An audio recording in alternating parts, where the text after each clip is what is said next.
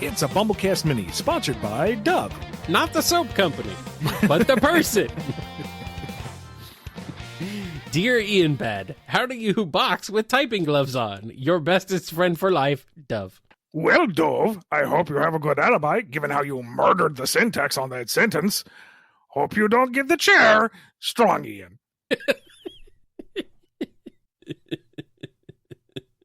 Good stuff. Welcome to Boom Season 5, or is it 6? We're starting with a big crossover episode. A bunch of cartoon, video game, and comic book villains from the 80s, 90s, and 2000s are there. It's a giant evil flea market. Eggman finds himself a little bit strapped for cash, so he decides he's going to sell off some old badnik designs. What 3 badniks would the Doctor part ways with? And more importantly, who's buying them and why? Does Skeletor need a caterpillar? Maybe Mumro wants a few pet scorps? Who knows? It's the evil flea market. It gets under your skin. I like the idea of the Death Egg robot suddenly lumbering around. Shredder, check out my new body.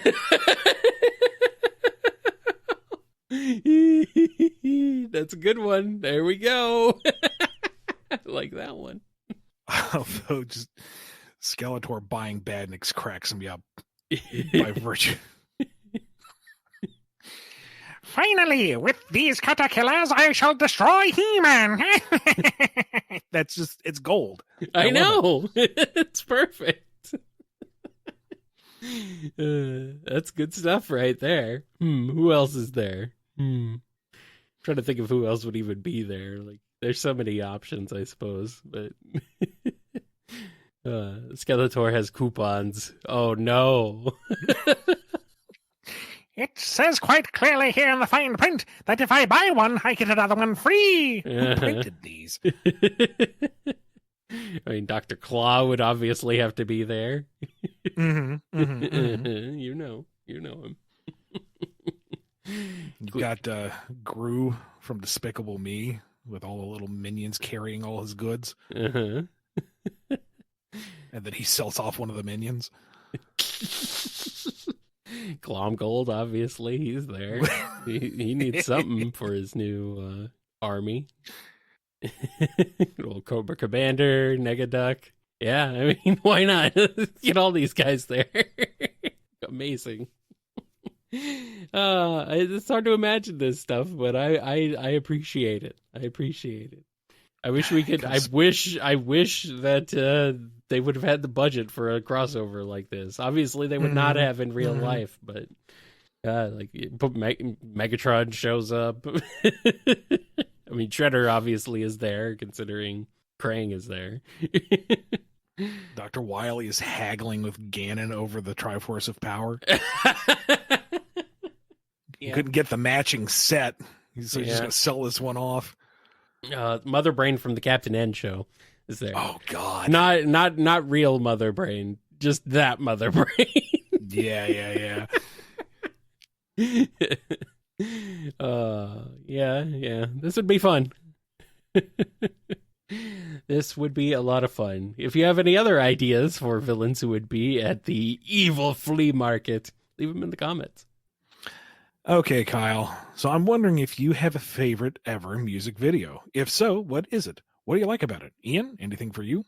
I'm not nearly as well versed in music videos. Like I missed out on the MTV era almost entirely because I didn't have cable in the 90s. So I almost never saw music videos really very much.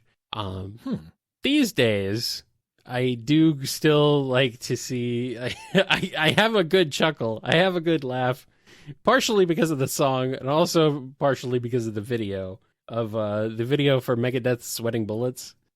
It's just a whole bunch of Dave Mustaines, all Dave Mustaining around each other all the time. It's very goofy and silly, and the song is very goofy and silly.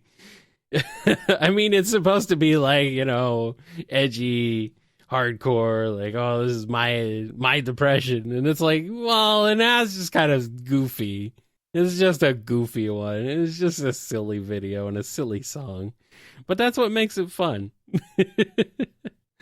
I mean, Oh, here's one from the chat. That's a good one. Oh, yeah, I do like this one. Weird Al's Amish Paradise. Just That about is- any Weird Al music video. I mean, yeah. But Amish Paradise really does stand out. Other than that, like, oh geez, what is it? Frog Leap Studios. Quite a few years ago, he did a cover. It's Leo Moraccioli from Norway, and he did a cover of, and I'm completely Feel Good Inc. Feel Good Inc. Yeah, and he's wandering through a random mall in a bodysuit. And he's just playing along with it. I don't know why that's so funny to me. I don't know why I'm so entertained by that, but I could watch that video for hours. I think I have watched that video for hours, actually. And it's a good cover to boot. And yeah, that's also part of it, too. It's like, that's probably my favorite cover from him. It's damn good. So, yeah, as far as like a modern one, I enjoyed that one. That one was good. What do you think, Ian? What do you have? The pinnacle of music and animation and together in art is Starlight Brigade. Mm-hmm. Like, I will watch that on loop and it will never be any less magical. And I kind of look at it going, well, I'll never achieve anything that brilliant. I guess I'll go for second place at best. And I love it for it. Depending on how wide a net you want to cast in just terms of there is a video implicitly put to music. The Gotcha music video they did for Pokemon with the song by Bumpa Chicken. Oh, yeah. I do know that one. God, that celebration of the franchise got me hyped again for it. It's like, oh my God, I don't even get half these references anymore, but this makes me feel like a child. This is amazing. I love this. And I'm looking here at my YouTube favorites, stuff that kind of just go to for the serotonin, and I don't know if this counts, but I'm going to put it in there anyway. Daffy the Wizard from the Merry Melodies sketches. Oh, yeah. Okay, that is a good one. All right. I like it. Also, just seeing it on my list, Mind Turtle. I don't know what that is, but I like the sound of it. Let's go on to the next question. Adventures of Sonic the Hedgehog always struck me as a very Looney Tunes-esque. So, using that mindset, what would Starline, Tangle, Whisper, Rough and Tumble, and Knuckles have been like in Adventures? Any other characters you'd want to see in that crazy world? They would all be steep Flanderizations of what came before. Like Rough and Tumble would make the easiest transition, let's be honest. The Bears. Yeah, pretty much. Like, they would trot out their rhyming introduction at least 3 times per episode. Yeah. Way too often. It would stop being funny and become obnoxious. But then you'd look back on it in 30 years and be like, God, that was so stupid. But it was funny.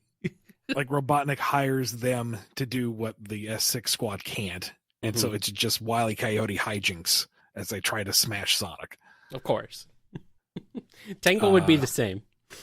In what regard? I mean, she would just be the hyperactive, energetic, bouncing off the walls type character. Oh, yeah. Constant, like, just the same. Her tail already does a little bit of gesturing. Yeah. For some visual gags. It would be nonstop in Adventures of. Like, any hand gesture she's making, it is mimicking. Yes. Or doing an additional thing, too. And she would talk to it all the time. Like, it would respond like it had its own brain. Of course. When in reality, it's just her doing a voice out of the side of her mouth. Starline would be an extra suck-uppy minion to Robotnik, who is bending over backwards to find the bright side to every failure. Like, if it could be a complete and total disaster, and he would find the silver lining in the scraps. And you can tell that he's scrambling for ideas, but he cannot accept the idea that Robotnik has failed in any regard. Yeah. And Robotnik is not going to be particularly fond or positive towards him. He's going to be just as nasty and abusive as he is to everything else, but Starline's just going to take it on the chin and find it as a compliment. somehow, some way. And coconuts will hate him. Oh, with a passion. Oh, they will hate each other, and it would be hilarious. Whisper? She'd be way out of her element. Whisper, I almost see them leaning heavier into the standoffish awkwardness so that she isn't speaking at all. And it's like almost constantly behind the mask. Mm-hmm. But I don't know. There were so few like just dedicated straight foils in Adventures of. It's hard to think of her even in that regard. I'd feel kind of bad for her because she'd be like just so out of it. She'd be like, unless she's more or less just an avatar and the 5 wisps are the constant jabbering little Pac-Man ghosts around her. Okay, maybe that's it. Like they're spouting off various things and turn to her, what do you think? And she like gives a thumbs up or like a maybe hand wave. And it's all like pantomime responses. There we go. I think that fits. That's a good one. That's a good one. And Knuckles, I mean, which Knuckles are we going for here? Are we going to amp him up? Is it going to be like Idris Elba Knuckles or Boom Knuckles? I don't know. If we're going to be authentic to the era, he's either going to be the fighting Irish stereotype or a Brooklyn tough stereotype. Maybe. Where he's constantly got his dukes up and he's always looking for a fight and he's got a chip on his shoulder over every little thing. Not Knuckles, not OVA Knuckles. He's a little too... He's too laid back. He's too chill. Yeah, he's very chill. Yeah, he's too much. He's always looking for a fight, though. I think that would be good. Yeah. Rouge is in trouble. The worst peril of her life. We're not sure how she'll pull through. Her thief license is expired, and now she cannot steal without breaking the law. If you're going to have crime, it may as well be properly organized. It costs the monies to renew the license, and she has to get a job. What job does she get to earn enough money to be able to steal legally again, and how does it go? Assuming she doesn't just break into the office and edit her profile so that she has a perpetual license. She seems to have a pretty good cushy government contract. She just does like a spy job. That ought to pay enough. Maybe. But there's no money in Sonic's world, so how do you figure that? Or for the comedy option, she becomes a security guard at a jewelry store. Oh, the irony. Oh, the irony. And she's going to be the best guard ever because there's no way anyone's stealing any of those. She's going to come back for those later. I guess that's true. That's true. She could use that as an opportunity to scout out the joint. Yes, I like it. Mimic and Clutch have to get an apartment together and get regular jobs to make ends meet. What do they each do for a living, and how is it living together? Who leaves their towel on the floor? Who left the empty milk carton in the fridge? Who broke the sacred roommate code and ate the pint of ice cream that was clearly mine? I wrote my name on it and was saving it. It was on the far side of my half of the freezer. These all sound like Mimic. Really? I feel like these are all Clutch projecting because Mimic doesn't leave his room if he doesn't have to. Oh, okay. I mean, I'll allow that. Like Clutch does the whole paint the divider line down the middle of the couch and everything. This half is mine, this half is yours. And Mimic's like, whatever, and just closes the door in his room. Starts playing Fortnite. Maybe it's the security camera says it's all Clutch, but we know Mimic is a shapeshifter, so...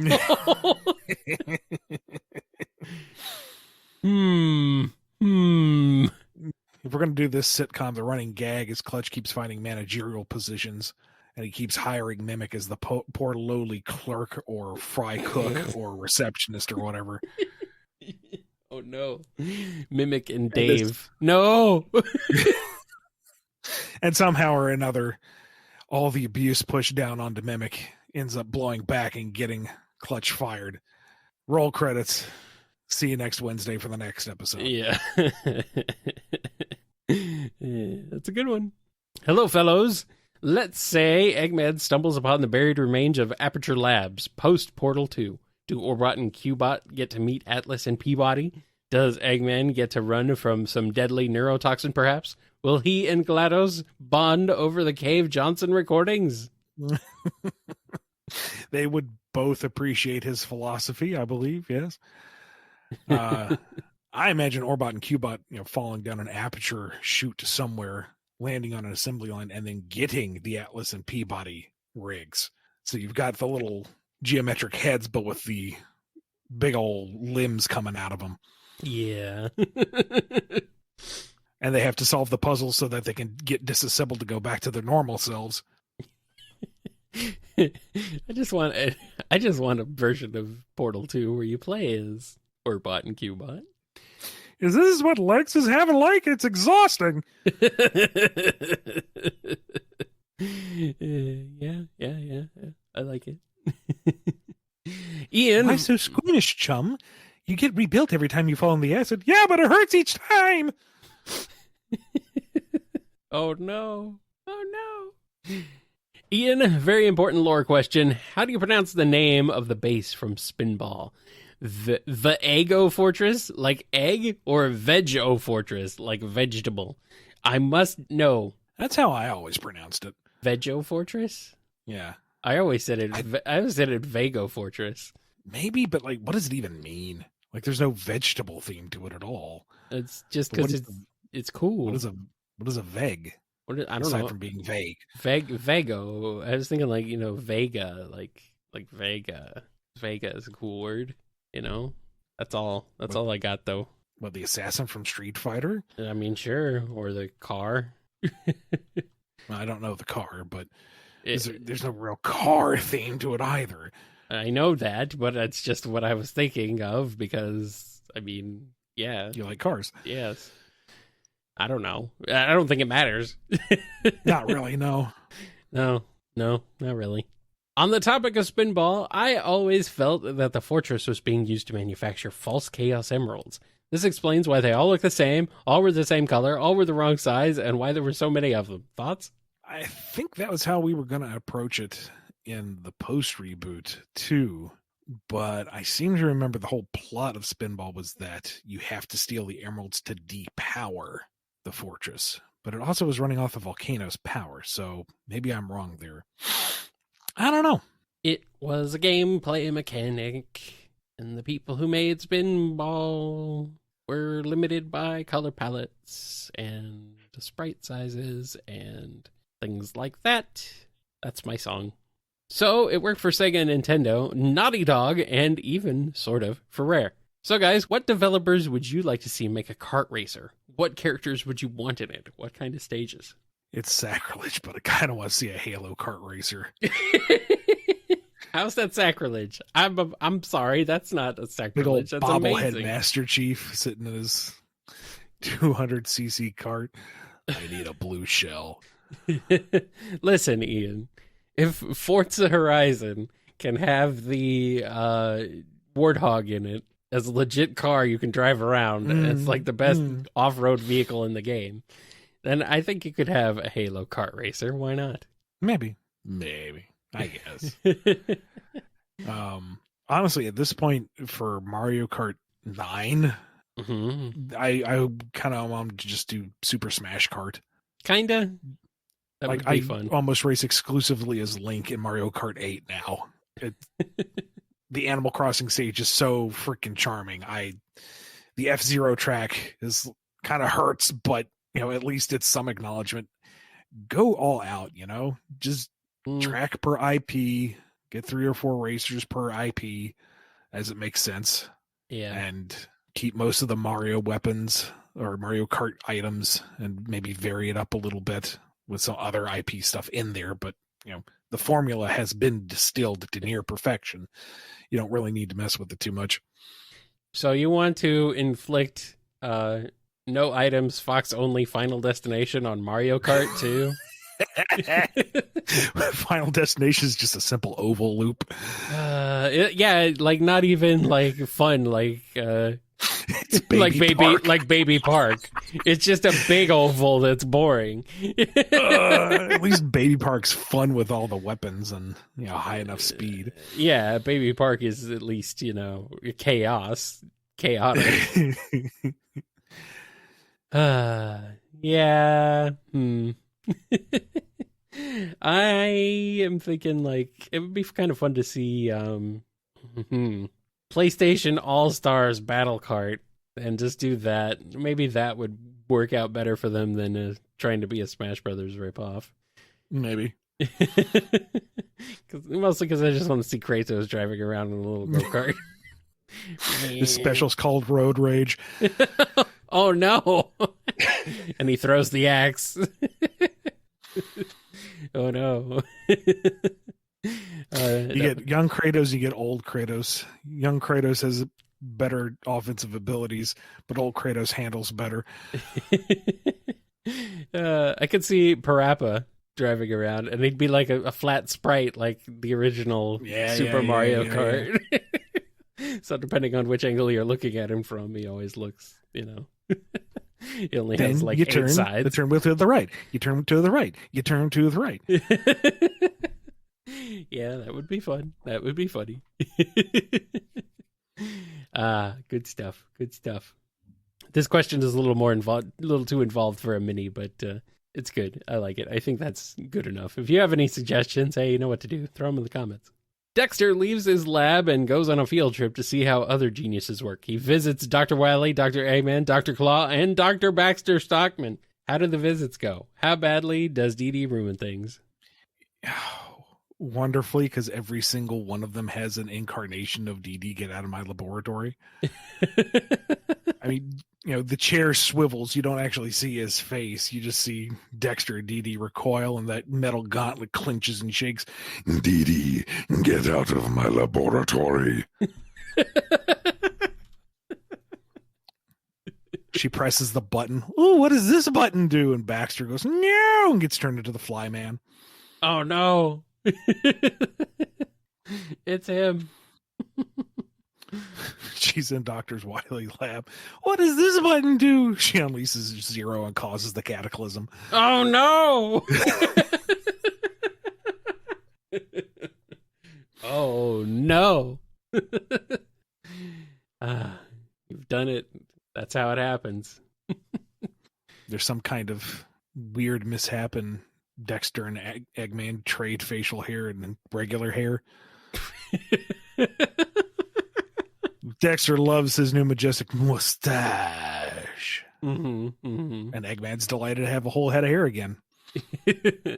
They're on the path to world peace, and then Dee Dee presses a button and inverts it. Oh. Get out of my laboratory. Oh, no. Oh, no.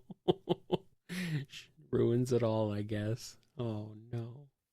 Well, Clutch has done it. He's stooped to an evil so low, so depraved, so insidiously heinous that both Sonic and Dr. Eggman have decided to put a stop to his scheme. That foul fiend has done the worst thing ever. He's selling unlicensed merch. Truly a madman. What is he selling specifically? What quality is it? Does anyone buy it? And how do Sonic and Eggman try to stop him? He makes the most purposefully off-brand knockoff stuff just to dilute the public image. That eye-searingly neon Sonic backpack that said Obama down the side, that was him. That was his handiwork. And Harry Potter. Don't forget the Harry Potter part of it. Yeah. Like any Eggman-styled merch goes out, it's called Robotnik, spelled with a C. Mm-hmm. Some of it's called Kintabor. Like the dollar store bendy figurines have at least Bugs Bunny and Superman in every package. Maybe a Ninja Turtle. And Spider-Man. Yeah. Oh, yeah. You gotta have Spider-Man. It's Sonic's head on Spider-Man's body. Speedy Blue Rat and Friends. That's right. That's right. And of course, people buy it because they don't necessarily know what it is, or they joke by it, or they hate by it to prank somebody.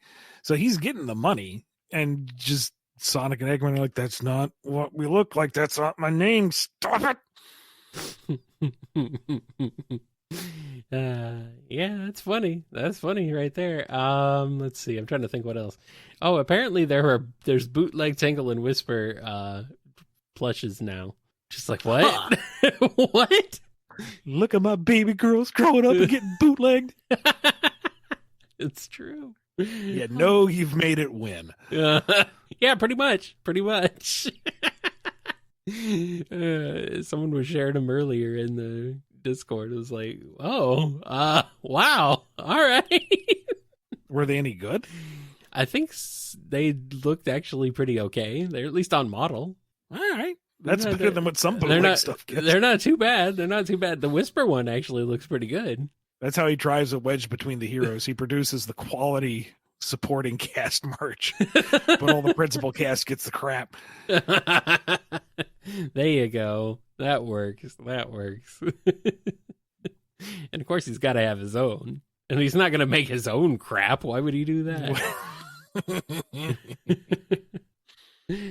But at least in his case, it would be officially licensed because it's his, you know? Oh, yeah. He's not going to lose a cut of his own product. No. No, of course not. No. All right. We got one last question left. So, Kyle, the Sega Ninjas have gotten tired of kidnapping Ian for various reasons. Instead, they're now after you. Oh, no. It seems Sega and Hasbro have decided that they're going to work together to release a line of Transformer toys. But there's a problem. They don't know what to have Metal Sonic, Omega, Tails Doll, and Mecha Knuckles turn into. They've kidnapped you to make that choice. What do you have these bots turn into? Do they only have one alt mode? Are they triple changers? Are they combiners? Ian, feel free to toss ideas out too. Well, I could go boring and say that Metal Sonic just transforms into his car from Sonic and All-Stars Racing Transformed. That'd be kind of cool. I would actually want that. But that would be pretty cool, yeah. Omega transforms into like a tank with a lot of DACA. Tails Doll. Jeez. I'm scared. I don't know what Tails Doll would turn into. Something. Well, I mean, it's a plush. Yeah. Maybe it's like a popple, and you just kind of fold it inside out, and it turns into like a little spin dash ball. Maybe. Something like that. And Mecha Knuckles turns into a giant fist. I mean, I also don't know why exactly this question is being directed at me. I'm not like a super fan of the second it just got tired of kidnapping me. Oh, so. That's right. I'm not like a super Transformers fan, but I mean, I'll help him out if I have to. But maybe instead of one giant fist, it just kind of unfolds into a pair of brass knuckles. Oh, okay. That would be kind of cool. It'd also be very illegal, but hey. Well, you know. They're toy brass knuckles. And they can't really be combiners because if we're going to stick close to lore, Omega would want to destroy all three. Right. You assemble them together and he's just going to tear itself apart. Yeah. That'd be good. That's what makes it funny, though, to be fair. True. So, all right. Are we done here? I think so. Thank you, Dove, for sponsoring this BumbleKast Mini. If you want one of your own, head over to patreon.com/BumbleKast, Ko-fi.com/BumbleKast, or become a YouTube member. We'll see you in the next one.